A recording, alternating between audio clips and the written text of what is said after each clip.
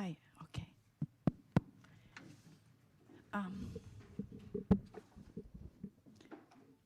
So good afternoon, everybody.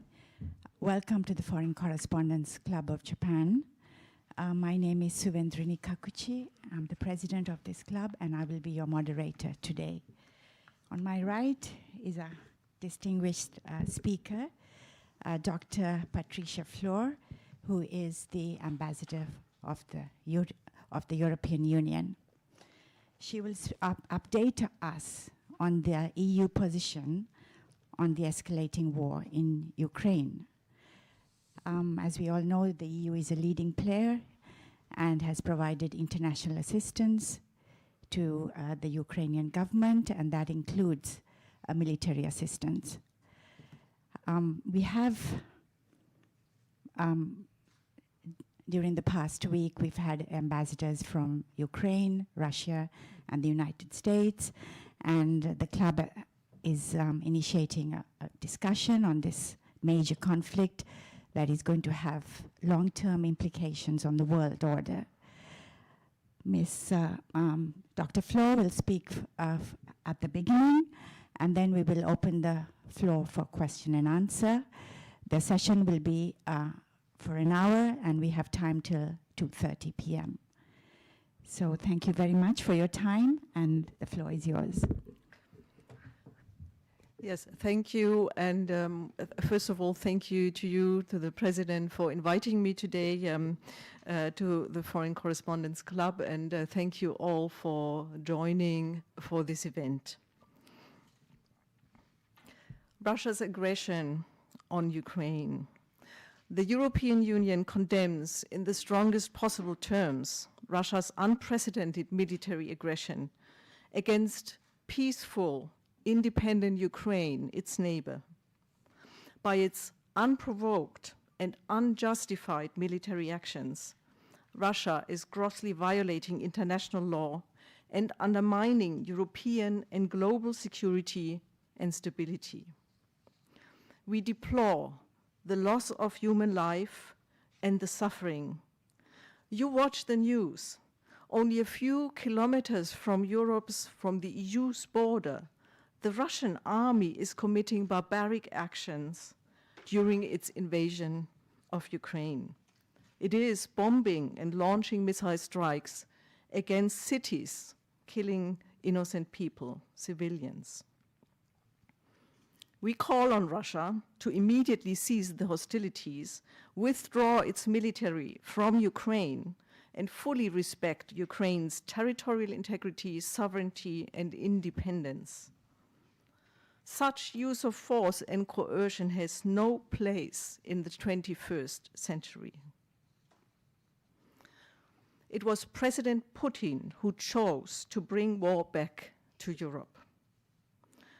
The EU will make it as difficult as possible for the Kremlin to pursue its aggressive actions. The EU stands firmly by Ukraine and its people. Our unity is our strength. The Kremlin has tried its best to divide us, but it has utterly failed. And it has achieved exactly the opposite. We are more than ever united and determined. In New York, the world has just issued a resounding condemnation of the aggression against Ukraine. 141 member states of the United Nations, an overwhelming majority, voted in favor of the UN General Assembly resolution. Only 5 against. We thank Japan and all countries that supported the resolution. Ukraine is facing its darkest hour, but the Ukrainian people are holding up the torch of freedom, showing immense courage. They are defending their lives, but they are also fighting for all of us, for universal values, and they are willing to die for them. We remain European leaders in close contact with our Ukrainian friends. President Zelensky's leadership, his bravery, and the resilience of the Ukrainian people are outstanding and impressive, an inspiration to us all. In this hour of need, for the first time ever, the European Union will finance the purchase and delivery of weapons and other equipment to a country that is under attack. 500 million euros from the European Peace Facility to support Ukraine's defense. The EU will continue to also provide strong political, financial, and humanitarian assistance to Ukraine and its people, including an emergency macro-financial assistance of 1.2 billion euro. Civilians, unfortunately, are paying the highest price of the illegal Russian military aggression. The war risks killing and maiming many while displacing millions of Ukrainians, leading to a sharp rise in humanitarian needs. The EU announced an additional 90 million euro for emergency aid programs to help civilians primarily affected in Ukraine and in Moldova by this war. The humanitarian aid will provide food, water, health, shelter, and cover basic needs. We will also provide at least 500 million euro from the EU budget to deal with the overall humanitarian consequences, both in Ukraine, but also in terms of the refugees. Refugees, we welcome with open arms those Ukrainians who have to flee from Putin's bombs, and I am proud of the warm welcome that Europeans have given them. Europe stands by those in need of protection. We will provide protection to those seeking shelter, whatever their nationality and their origin, and we will help those looking for a safe way home. We thank all member states, especially the Czechia, Hungary, Poland, Portugal, Romania, and Slovakia for their readiness and willingness to provide immediate protection for refugees from Ukraine. Let me also welcome here the announcement by Prime Minister Kishida that Japan is willing to receive Ukrainian refugees in solidarity with Ukraine and Europe. One word on Ukraine's potential accession to the EU. We have already a process with Ukraine that includes integrating Ukraine into our single market, and over time, the Ukrainian people, they belong with us, they are one of us, and we want them in. I am sure nobody can doubt that a people that stands up so bravely for our European values belongs in our European family. But there is still a long path ahead, and member states will decide about next steps. Let me come to Russia. The European Union and its partners are working to cripple Putin's ability to finance his war machine. We will hold the Kremlin accountable, and the European Union has been stepping up sanctions.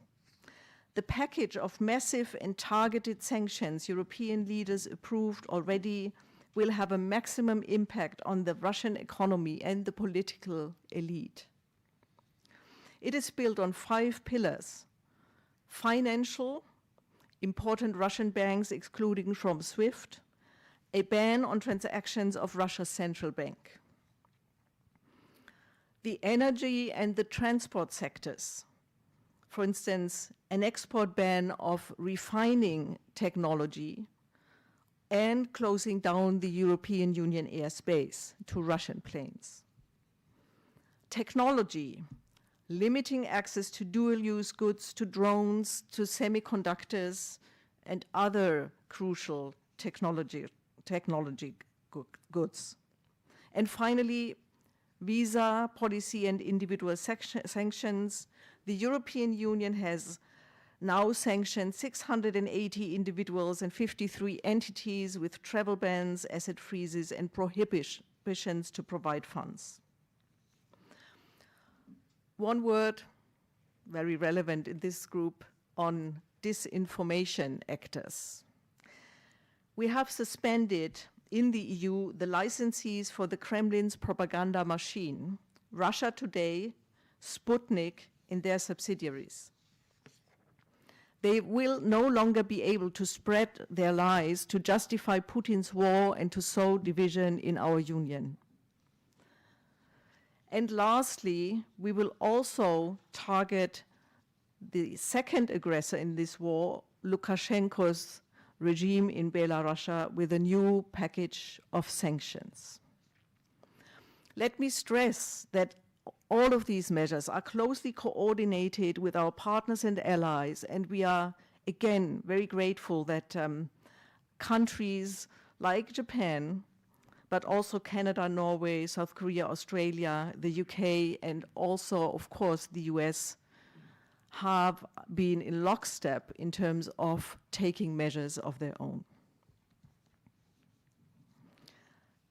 The cost of sanctions, are there risks?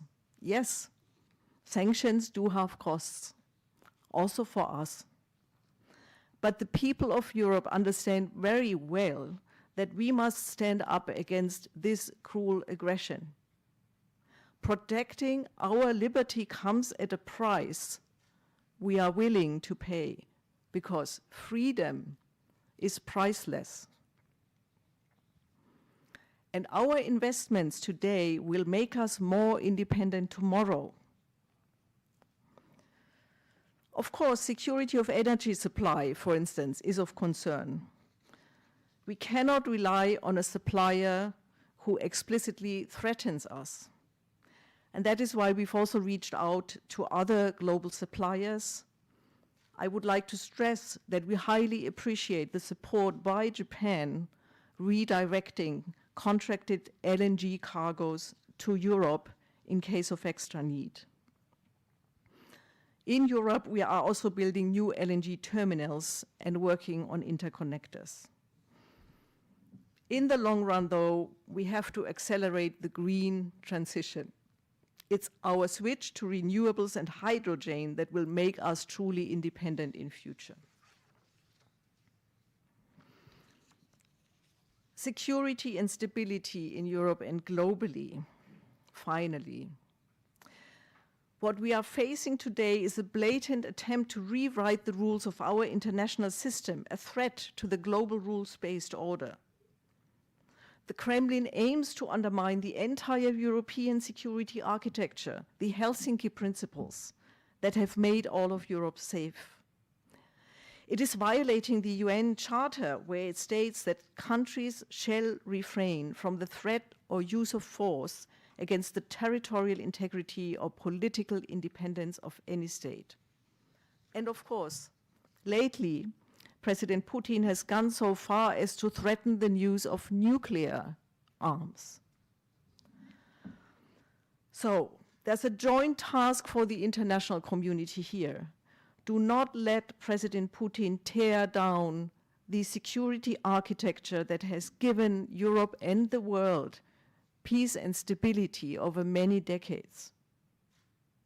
Do not allow President Putin to replace the rule of law by the rule of force and ruthlessness. To cite the High Representative and Vice President of the EU, Josep Borrell, the international community must opt for a full-scale isolation of Russia to hold Putin accountable for this aggression. We are and will remain closely aligned with partners and allies. Again, the US, Canada, UK, Japan, others. Yesterday at the General Assembly, the world came together in a historic moment to protect the territorial integrity and sovereignty of Ukraine. The world demands that Russia ceases the use of force and withdraws all military forces from the entire territory of Ukraine, immediately, completely, and unconditionally. Thank you for your attention.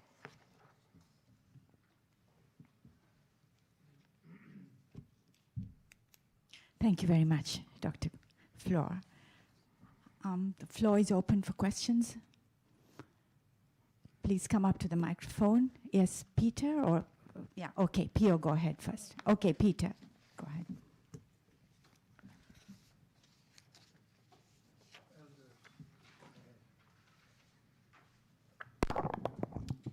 It's Peter Langen at the South China Morning Post in Hong Kong. You mentioned, Ambassador, Mr. Borrell calling for the full-scale isolation of Russia, but actually that's not happening. We know the world's third largest economy, second largest economy, I beg your pardon, is China. And while we have all these sanctions being imposed by Europe, the US, and its allies, China's going the opposite direction. It's lifting restrictions on Russian agricultural imports and signing new energy deals with Russia. So this weekend, the National People's Congress starts, and on Monday, the Chinese Foreign Minister Wang Yi will give his press conference. Can I ask you, what does the EU want to hear from China? And what action does it want China to take regarding the Russian invasion of Ukraine? Thank you. Thank you. Do you want to collect or shall I immediately answer? No. Yes, okay, thank you. Well, let me repeat that the call from the European Union goes out to all countries, and that includes China, to consider that Russian actions undermine the Charter of the United Nations, the principles and the rules that undergird our global community. And therefore, this call, of course, also goes out to China, and therefore our call to China, as to everyone else, is to join the efforts of the international community in standing up against the violation of international law and standing up for the protection of international law that says that the territorial integrity, the sovereignty, and the independence of any country should be respected, which is actually something that also China has repeated multiple times recently. Let me remind that this aggression from Russia was unprovoked, unjustified, against a country, Ukraine, that was no threat, certainly, to Russia.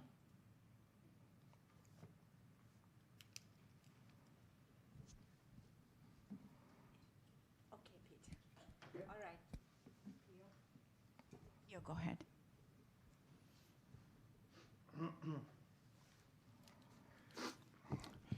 Pio D'Emilia from Italy, Sky TG24 TV. Well, there are so many issues, actually, but let's start with a couple of them. The first one is, as a European, not only journalist, but citizen, the idea that we are furnishing weapons to any other country belligerently right now, it's something really new, especially for countries like yours, Madam Ambassador, Germany. For us, Italians, we have in the Constitution a ban for that. How do you feel it could work out this? Because you know that Putin has declared that whoever will give weapons to Ukraine will be considered a belligerent country. So we citizens are theoretically at risk for that. Secondly, technically, I understand that at the moment the project is to send the weapons to, get the weapons from different places and send them to Poland. Because, of course, we cannot give it directly to Ukraine. Don't you think that there is a little bit of hypocrisy in this? Hypocrisy. Well, we take the weapons to Poland and then we turn away and we wait until the Ukrainians take them overnight. I mean, this is one issue that I would like you to address. And then the second one is about refugees. You say that Europe stands by those seeking help. Well, we all know that the refugee issue in Europe is not only now, it's been years. And even now, at the border from Belarus and Poland, there are tens of thousands of people that are still discriminated upon and are not allowed to enter Europe. How do you comment on this clear on discrimination about refugees? Okay, thank you. Yes, thank you. Yes, first of all, the delivery of weapons and the financing from the European Peace Facility is a new element. But then let us also face the reality that we are also in a situation which is unprecedented. We haven't seen this kind of situation practically since the Second World War. So therefore, it requires new measures, new decisions. And it requires that we support the Ukrainian people defending their country. Now, how does it work technically? Technically, it works, the EU will finance, but the material, the weapons, the drones, whatever it is, will come from member states. And obviously, this will need to be coordinated, which is the reason why both there is a coordination cell in the EU, and then Poland has actually offered to act as the coordinator for the delivery of these weapons to Ukraine. But there's no, what you suggest that there's somehow, it's hidden. This is not the case. It's clear.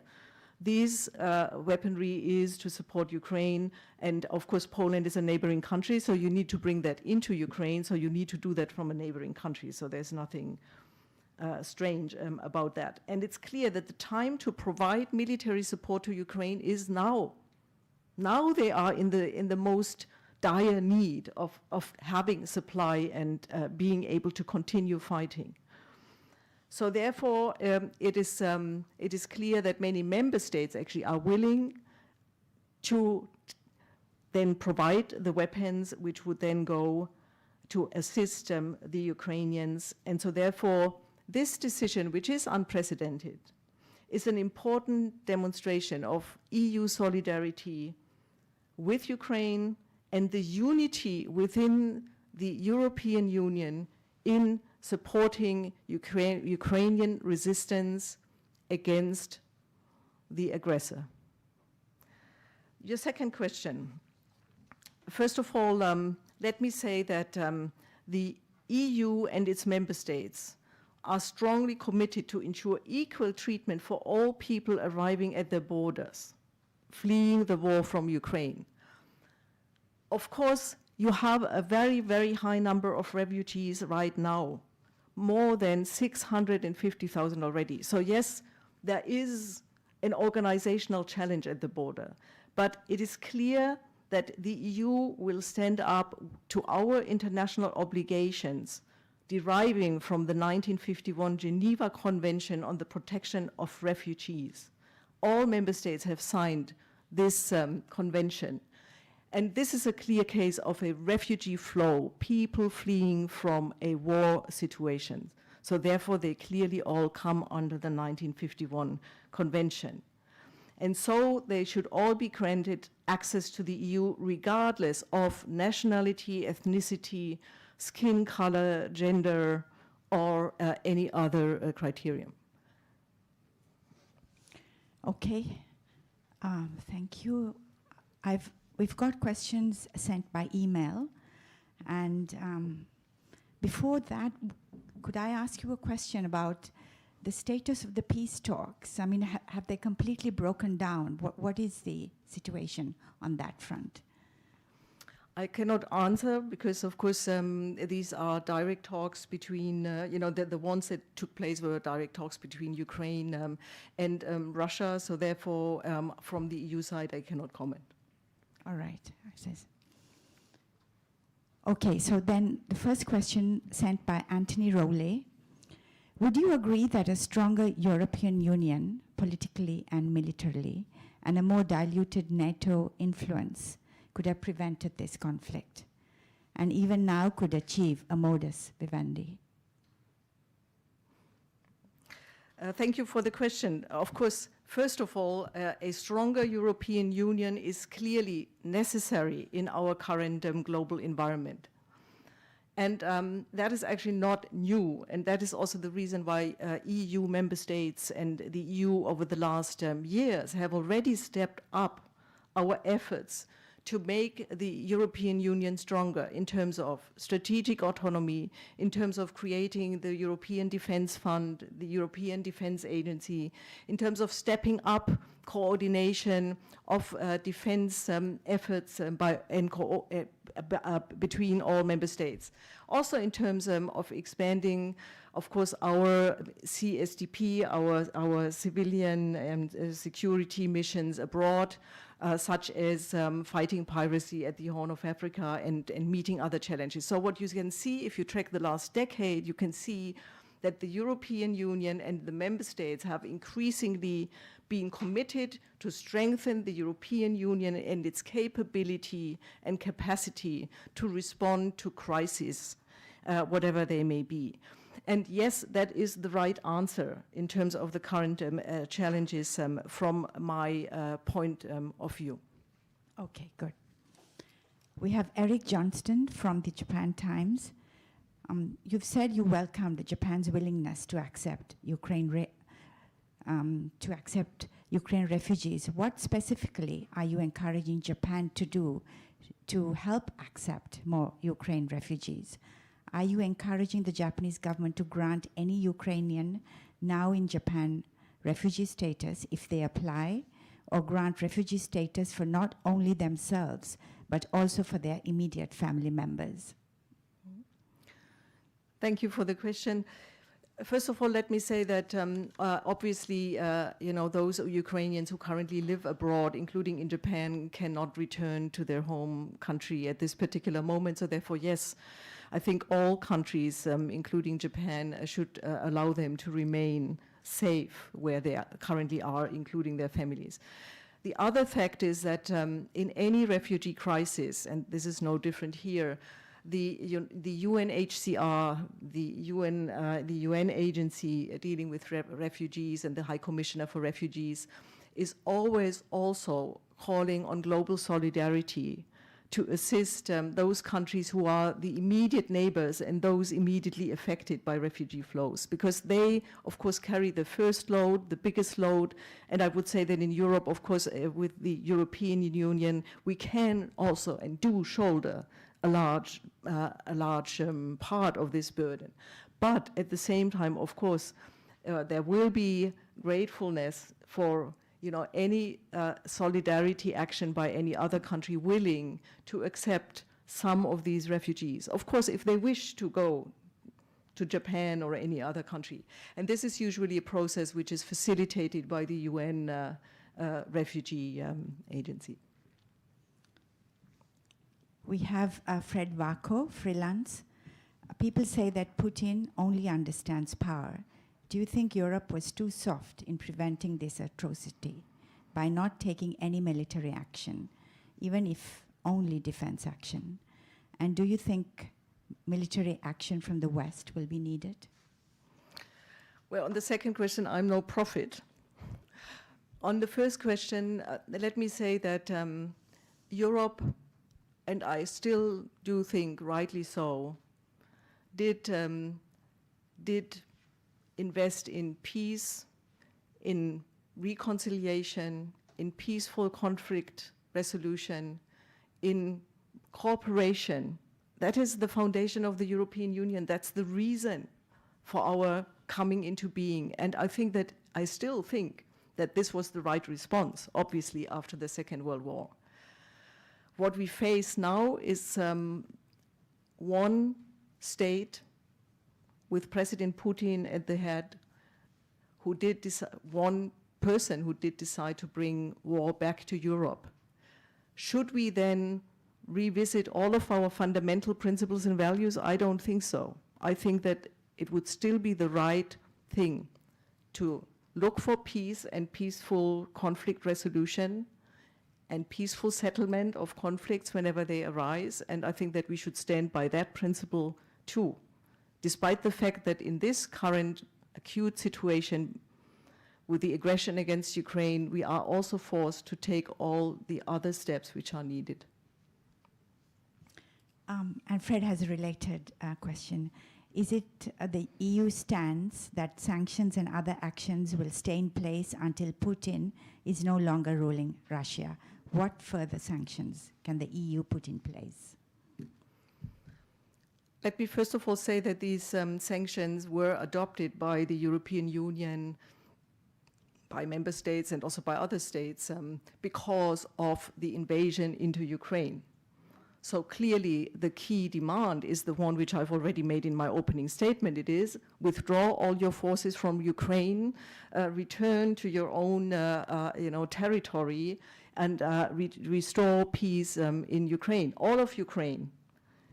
And that immediately, so that is the key target of the sanctions.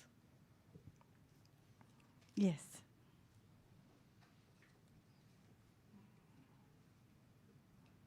Hi, Rocky Swift with Reuters.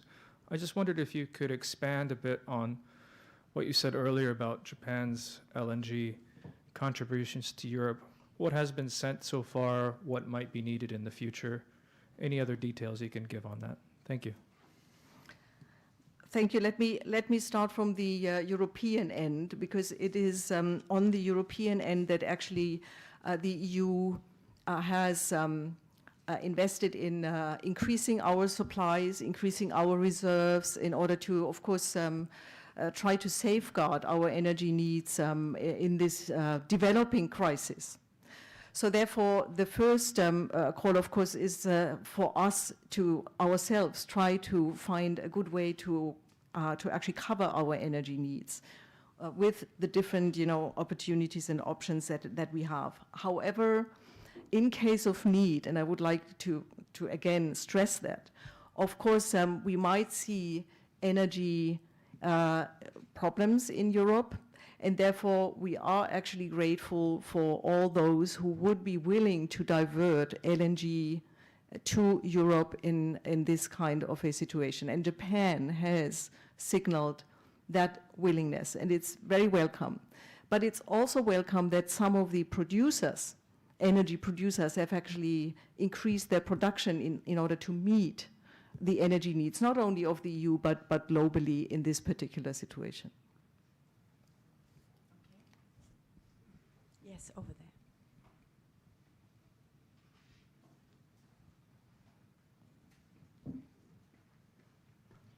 Thank you very much, Mr. Ambassador. I'm Hinata Miura from Nikkei, Japanese newspaper.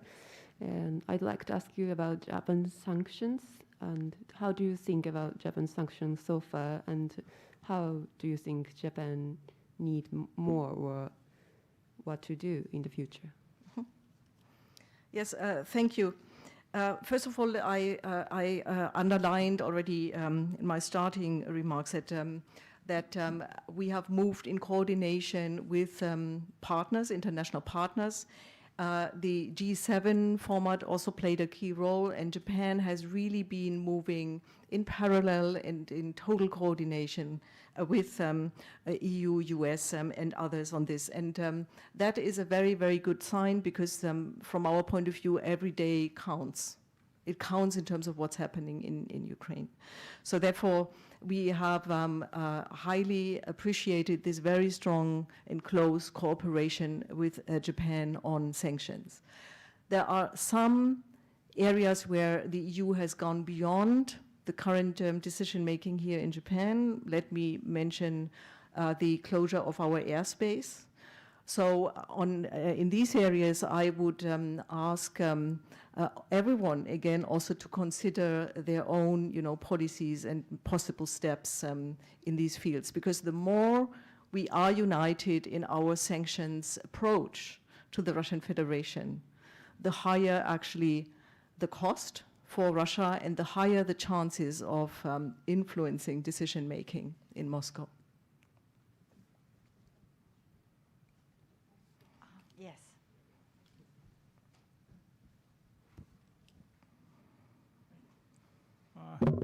Hello. I'm Kazuo Nagata of Yomiuri Shimbun newspaper. I was a Brussels correspondent some 30 years ago. Well, I covered the European Union's first round of expansion into the east. And so I wanted to ask you about this Ukraine's formally applied for membership, but how soon can that can you think can that happen? Well, the country is actually under the war, under attack. And of course, I understand Aki Communautaire will still apply. They have to go over tens of thousands of pages, well, starting with all the hygiene standard and so on, so on. Well, so how realistic can that be? Well, is there a chance that Ukraine will be given kind of an honorary membership, like you'll be, like you will give it to her later? Yes, thank you. Well, indeed, you've already said it yourself. All accession processes to the European Union have been time-consuming and very lengthy, 10 years and more, because to join the European Union as a member state means that you have to adjust all of your legal system. You have to apply all of the rules of the single European market. So it's a daunting task for any country. So therefore, it is a long path. It is a long path. Let me highlight that with Ukraine, we are already working with them to bring them into the single market. So we are already preparing the ground. But it will be a long process, and as I've said before, the EU member states are the ones who make the decisions about opening this path and then also the timing. And so therefore, this is also something that we will need to wait to see. Yes, Peter.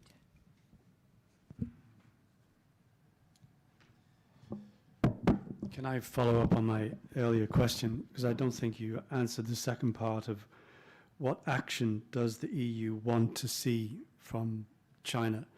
So just to illustrate, the sanctions, if it's a war of sanctions, the great big hole in that argument, as I said, is China is conducting business as usual with Russia.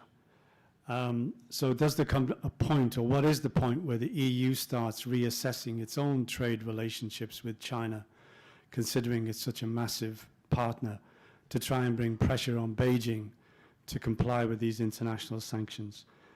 But really the stress is on what action does the EU want from Beijing? Thank you. Thank you. Let me say, I don't know when there will be a point where we will consider something which is currently, of course, not in the cards. But let me say that, of course, as I said before, the call from the EU is really to everyone, including China, to react to the aggression against Ukraine.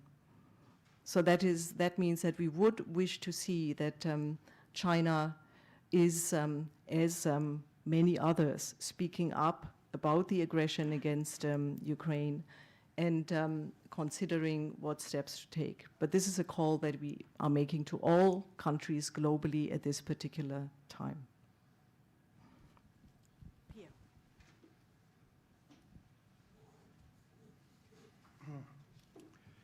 Hi, again, Pier D'Emilia from Sky TG24. First is, what do you think about the proposal that came out, but apparently has not been followed up, a no-fly zone on Ukraine? What is the position of EU on that? And secondly is a more philosophical one. I mean, Europe has always lacked a common defense, a common army.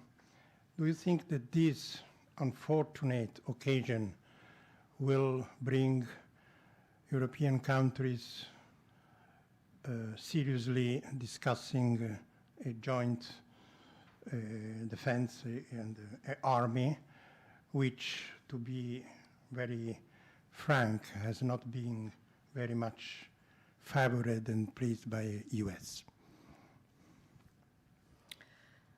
Yes, first of all, no flight zone in Ukraine.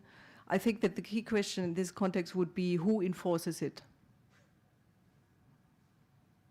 So I think that it's not about, it does really not get us anywhere if we talk about what would be desirable, or it's about then setting up the necessary steps.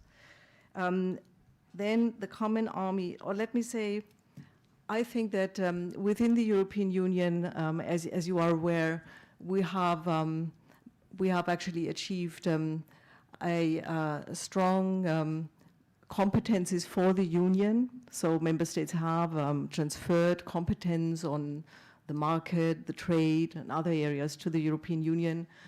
But it is equally clear that the foreign and security policy is a member state prerogative and field. And therefore, I think that concretely speaking, we are on the right path in terms of strengthening the cooperation among member states and bringing that under an umbrella of the European Union, encouraging cooperation on, for instance, defense industry projects, on the sharing of capabilities. I think this is the right path forward, to build on what we have in the EU, what member states have, and to try to support the strengthening of cooperation among these different forces. And let me say that I would also claim that the experience with EU missions, military and civil military missions, such as Atalanta at the Horn of Africa, or of course also missions in Mali.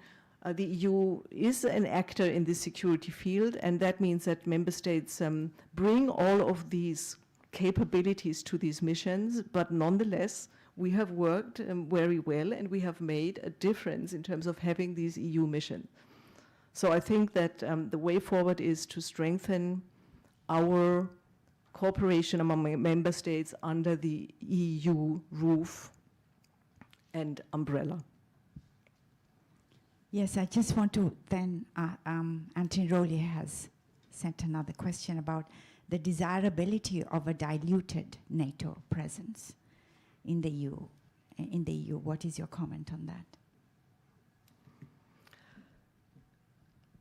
I would want to stress that at this particular point in time, there is an unprecedented, close cooperation between the EU and NATO in terms of coordinating our crisis response, but also in terms of looking at the strengths that the EU has, that NATO has, and how we can best, build on that. And I think that obviously the EU is a necessary and strong actor in Europe today, as is NATO in the defense field. Yes. Oh, yes, there's one on the refugee issue. Ilgin Yoruluzmaz, BBC World Turkish, she's asking, are you expecting non-EU members like Turkey to share some of the refugee burden, like in the case of Syrian refugees? First of all, it is clear that Turkey has played a key role on the Syrian refugee issue, and there has been, again, a very good cooperation between the EU and Turkey on this particular issue. So potentially, I would say yes in terms of Ukraine, but I can't really go beyond that, speaking from Tokyo, because I'm not, of course, directly involved in that. Yes, thank you. Any follow-ups or anything? Yes.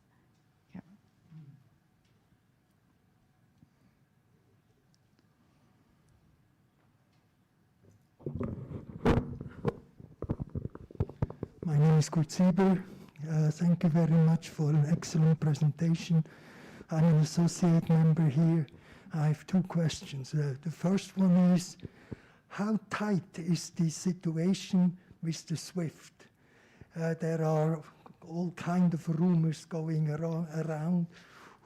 who is part of it and who is not part of it. Also, it was said that Russia has kind of found or produced a similar system on their own, and so on and so on. That's my first question.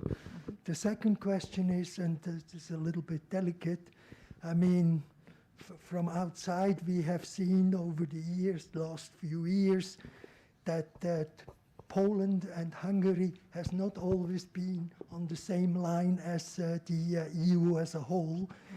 I would guess that now Poland is very strongly interested because they are the next one on the line. And how about the situation in Hungary? Thank you so much. Thank you. First of all, regarding SWIFT, so the EU decision means that important Russian banks are excluded now from the SWIFT system. And at the same time, we have also banned transactions of Russia's central bank and also frozen their assets, with, of course, the main goal to prevent that they continue to finance the war in Ukraine. That means that we actually have cut Russia's access to the most important capital markets. This is very clear. And we are targeting 70% of the Russian banking market and also key state-owned companies, including in the field of defense. So from our point of view, these sanctions will be effective. They will increase Russia's borrowing costs, they will raise inflation, and they will gradually erode Russia's industrial base, including in the defense industry sphere. Regarding Poland and Hungary, yes, of course, it's no secret that there have been quite a lot of discussions with those two member states about particular areas of concern with conflicting views. So that's not new. But let me again underline that in this particular crisis, member states of the European Union, including Poland and Hungary, have rallied around very difficult decisions very fast. And they've been united, and this is why within the course of a few days we've been able to adopt 3 consecutive packages of sanctions, and we have been able to speak with one voice. And so therefore, if there's one thing that is really being demonstrated in this crisis, is that the crisis has brought all of us together even stronger than before. We are now more united, and that includes Poland and Hungary, who indeed are also close to where this crisis is currently unfolding. So it's a very, it's maybe a message or a lesson that also should be understood in Moscow. The pressure on us makes us stronger and more united. Okay, Pia.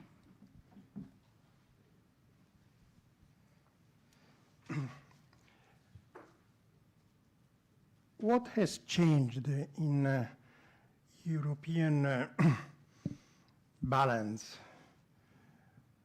from 1999 when NATO bombed Serbia?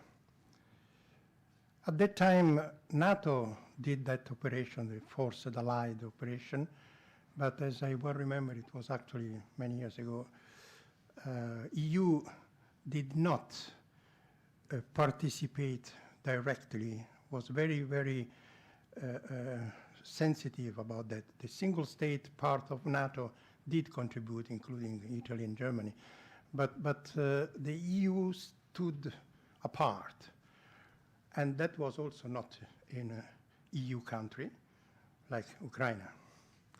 What has changed? Why do you think that the EU has now taken this direct approach to war?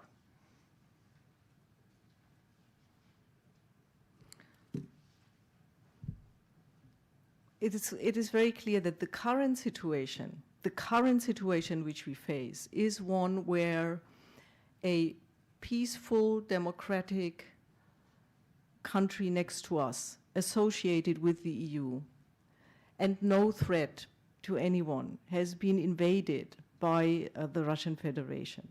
This is the situation which we have now, and it is quite unprecedented. And this is the situation within which the European Union rises to the challenge in terms of our action, both in terms of supporting Ukraine, including with arms and weapons, as well as taking and adopting sanctions and a sanctions regime which is equally unprecedented in its scope and impact. So our reaction reflects the gravity of the current situation, with Russia disregarding international law, invading its neighbor, its brother country, for no reason, with innocent people now losing their lives in Ukraine. Okay, thank you. We've got, I think, time for another question. So we have Ilgin from BBC World Turkish again. Some people liken President Putin to Hitler. What can Russia and President Putin learn from your own country, Germany's troubled past, before and during World War II, from that perspective? Well, I am a historian, and I find that such comparisons are always very difficult, because each situation is different, so I don't want to make any comparisons. But obviously, it is clear what happened during the Second World War was that it ended in total defeat. Yes. Indeed. I just want to maybe ask the final question. We've got about 5 minutes more. It's just that even as we speak, the war seems to be raging. And how effective do you think the sanctions are? I do think that the sanctions are effective, but of course it is also true that the sanctions bite over time. So we will see an increasing impact of these sanctions as we go forward in time. But I think that you can already observe the very direct impact that, for instance, the closure of the airspace and the freezing of assets has had, especially also the financial, sanctions. You can see it if you look at the figures, the economic figures, the ruble, what's happening in Russia. So there are immediate consequences, and they are being felt in Russia. And so therefore, yes, these sanctions will be effective, and also in the longer run, they will be effective. Okay, so one last question then, Peter. Yeah. There was a conversation yesterday with a couple of analysts in Europe about giving Putin an off-ramp. That is, he's done what he's done. If he gets bogged down and it doesn't play out as he had expected, rather than humiliation, the means to give him an off-ramp to get out of this and somehow bring about some normalcy again. Are you aware of any discussions in the EU about that idea or process? Thank you. No, I am not aware. Sitting here in Tokyo, I don't know if anybody is discussing that back home. But let me make a personal comment, which is that before any such discussion makes sense, we need to see a strong signal from Putin that he is changing his approach. Stop your assault. Stop your troops. Withdraw. Anything that would signal that there is somebody on the other side interested in having a conversation. So I want to thank Dr. Flor for your time and sharing, giving us an update. We don't have an honorary membership ready right now, but you're most welcome, and we will send it to you. Okay. Ladies and gentlemen, please join me in thanking Dr. Flor. Thank you for having me as a journalist in my early professional life, yes. I always enjoy coming back to you. Thank you. Yes, we look forward Thank to you it. so Thank much. you.